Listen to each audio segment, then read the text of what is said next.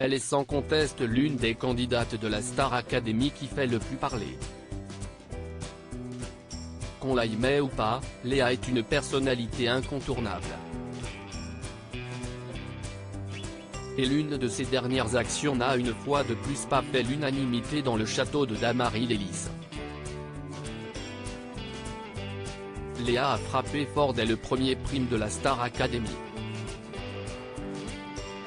Lors du tournage de son portrait, elle a mis en avant son côté diva et n'a pas caché qu'elle aimerait être la Beyoncé française. Une personnalité qui a fait débat. Mais elle a mis tout le monde d'accord dès les premières notes de sa reprise de Listen. Sa puissance vocale a impressionné, de quoi lui donner encore plus des ailes. Si elle est appréciée par ses camarades de promotion sur Twitter, les avis divergent. Certains lui ont reproché de harceler Anisha, qu'elle ne semble pas porter dans son cœur. D'autres ont assuré qu'elle avait manqué de respect à une artiste de renom. Et voilà que maintenant, si est-il une des professeurs qui a été quelque peu consternée par son comportement.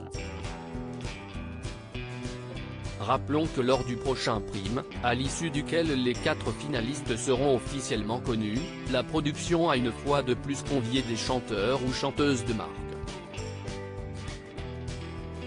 Sont attendus Vianney, Patrick Bruel, Claudio Capeo, Marc Lavoine et Clara Luciani. Sophia Essaidi, candidate emblématique de la saison 3, sera également présente.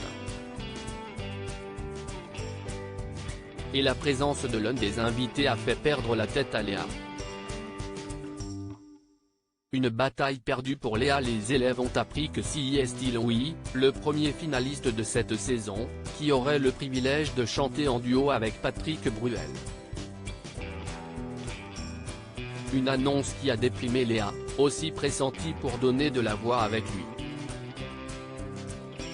Pas du genre à baisser les bras, l'opticienne de 24 ans de demander aux répétitrices Lucie Bernardoni et Marlène Schaff si elles pouvaient faire quelques chœurs lors de la performance de son camarade avec l'homme de 63 ans.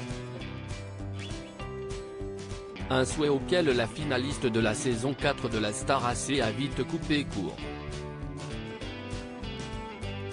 La raison ?